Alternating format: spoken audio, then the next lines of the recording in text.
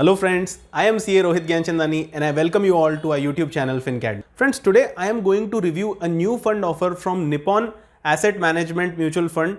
The name of this fund is Nippon India Asset Allocator Fund of Funds. Now before we begin with the analysis, I want to give a standard disclaimer that this video is only for educational purpose. All the data that I am going to discuss with you has been received as communication from the AMC.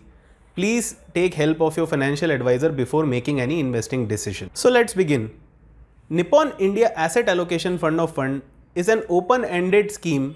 So there will be no lock-in on whatever you invest. All the units will be lock-in free and you will be able to redeem or invest in the scheme anytime you want. Now, Fund of Funds is a scheme that invests in other mutual fund schemes rather than directly investing in the stocks and bonds of the company. Now, there is an interesting point to note that Nippon India Asset Allocator Fund of Fund is mandated only to invest in equity, debt and gold ETF schemes of Nippon Mutual Fund House only.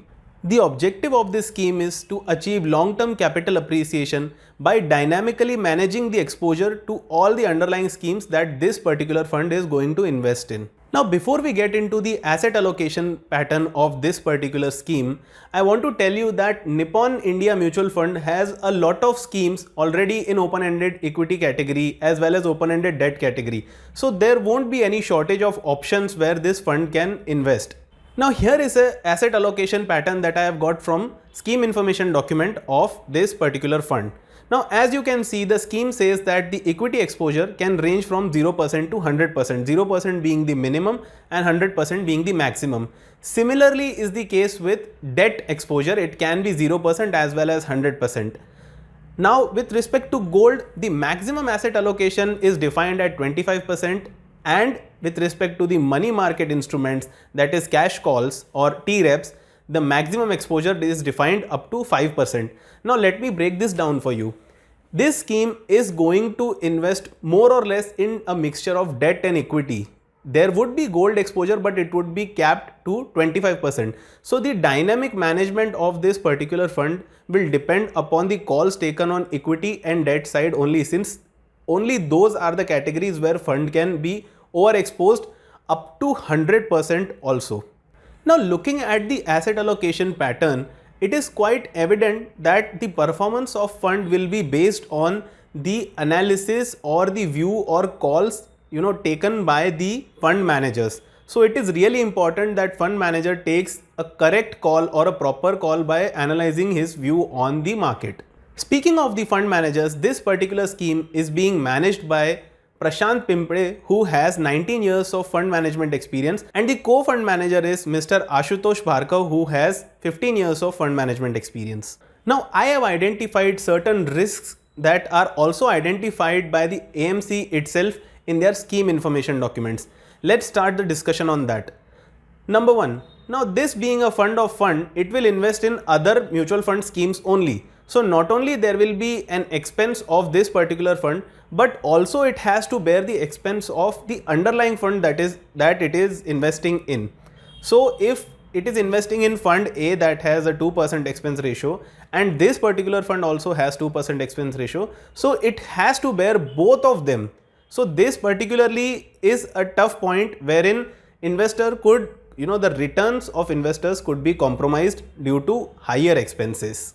Also, the second important factor that I believe is that being a dynamically managed fund, the charges or the expenses could vary to huge extent. The debt fund might have lower expenses. If the exposure to debt funds is high, the fund might actually have lower expenses. But if the exposure to equity funds is high, the exposure or the expenses that the scheme has to pay are going to be on the higher side. So it is quite tough to understand what is going to be the expense ratio of this fund. However, the fund has capped its expense ratio to 2% of its NAV. Now, one of the major concern or a risk that this fund bears is that since it is a FOF or fund of funds, the performance of this fund is completely dependent upon where it invests the underlying funds. So that means if the underlying funds are not performing well, this fund is also going to underperform. And last but not the least, all other equity and debt fund risks that mutual funds have also applied to this fund, since ultimately it is going to invest in all those asset classes only. Now let's talk something about the NFO details. The NFO of this fund has opened on January 18th and will close on 1st February 2021. The fund will reopen on 15th of February for repurchase and further transactions. The fund is benchmarked against the CRISIL Hybrid 50/50 Moderate Index. The minimum application amount for lump sum of this fund is Rs 5,000 and a 100 rupee SIP can be registered at least for 60 months through SIP route. Now let's talk about the exit load. The exit load of 1% is applicable on all the redemptions before 12 months of allotment. However, on first 10% of the units, no exit load will be charged. Also, no exit load will be charged if the units are redeemed after 12 months of investing. Now let's talk about the taxation impact of this particular scheme. Now, as per the scheme information document published by the asset management company, this scheme falls in non-equity oriented category of schemes.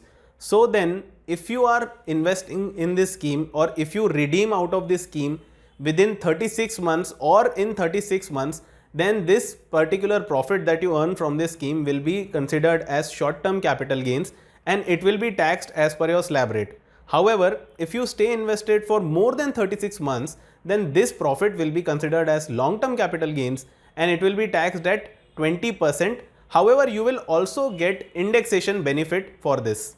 Now here comes the bigger question. Will I invest in this fund?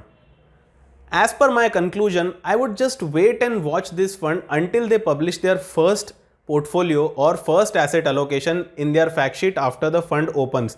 And only after that I will take a call whether to invest in this or not. Thank you so much for watching this video, guys. If you like the video, please share it with your friends and subscribe to our YouTube channel to stay updated with the upcoming fund reviews. Until then, see you next time.